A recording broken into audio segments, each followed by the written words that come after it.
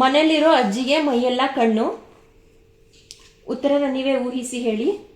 ಒಂದು ಹಸ್ತಕ್ಕೆ 108 ಬೆರಳು, ಸಾಗರನ ಪುತ್ರ ಸಾರಿನ ಮಿತ್ರ, ಗೂಡಿನ ಪಕ್ಷಿ ನಾಡೆಲ್ಲ ನೋಡುತ್ತದೆ. ಮತ್ತೆ ಬಣ್ಣಕ್ಕೆ ಸಂಬಂಧಪಟ್ಟಂತೆ ಒಂದು ಆಟ ಇದೆ. ಆಟನ ಅತ್ಯಂತ ಮೋಜಿನ ರೀತಿಯಲ್ಲಿ ಮಕ್ಕಳಿಲ್ಲಿ ಆಡೋದಕ್ಕೆ ಸಹಕಾರಿಯಾಗಿದ್ದಂಥ ಒಂದು ಚಟುವಟಿಕೆಯನ್ನು ನಾನು ನೀಡಿರುತ್ತೇನೆ. ನೇರಳೆ, ಕೆಂಪು, ಇಲ್ಲಿ ಬಣ್ಣ ಕೊಟ್ಟಿರಲ್ಲ. ನಂತರ ಮಕ್ಕಳಿಗೆ ಮ್ಯಾಜಿಕ್ ಮಾಡುವಂಥ ಒಂದು ಮ್ಯಾಜಿಕ್ ಮಾಡೋಣ, ಬಣ್ಣಗಳ ಆಟ ಆಡೋಣ ಅಂತ ಒಂದು ಕುತೂಹಲನ ಬೆಳೆಸುವ ಮೂಲಕ ಇಲ್ಲೊಂದು ಆಟನ ಆಡೋದಕ್ಕೆ ಸಹಕಾರಿಯಾದಂತಹ ಒಂದು ಕಲಿಕೋಪಕರಣ ಆಗಿದೆ.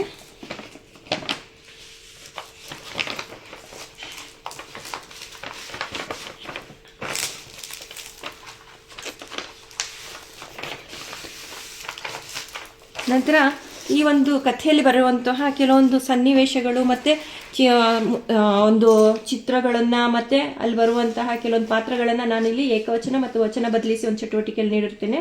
ಮರಗಳು, ಇಲ್ಲಿ ಗಳನ್ನ ತೆಗೆದುಬಿಟ್ಟು ಇಲ್ಲಿ ಮರಗಳು ಜಾಸ್ತಿ ಇದೆ. ಮತ್ತು ಇದರಲ್ಲಿ ಏಕವಚನ ಯಾವುದು ಅಂತ ಹೇಳಿದಾಗ ಮರ ಆಗುತ್ತೆ. ಹಾಗೆ ಇಲಿ ಅಂತ ಇದೆ, ಒಂದು ಇಲಿದೆ, ಇದನ್ನು ತೆಗೆದ್ರೆ ಇಲಿಗಳು ಆಗುತ್ತೆ. ಇಲಿಗಳನ್ನು ತೋರಿಸುವಂಥದ್ದು. ಅದೇ ರೀತಿಯಾಗಿ ಎಲ್ಲನೂ ಮನೆ, ಮೋಡ, ಬೆಕ್ಕು ಇಷ್ಟನ್ನು ನಾನು ಈ ದಿನ ಸ್ಥಳದಲ್ಲಿಯೇ ಕುಳಿತು 3 ಗಂಟೆಗಳ ಕಾಲ ಈ 2 TLM ನಾನು ರೆಡಿ ಮಾಡಿರ್ತೇನೆ. ಇದನ್ನು ತಮ್ಮ ಮುಂದೆ ಈ ಒಂದು ವಿಡಿಯೋ ಮೂಲಕ ಪ್ರಸ್ತುತಪಡಿಸ್ತಾ ಇದ್ದೀನಿ. ಧನ್ಯವಾದಗಳು.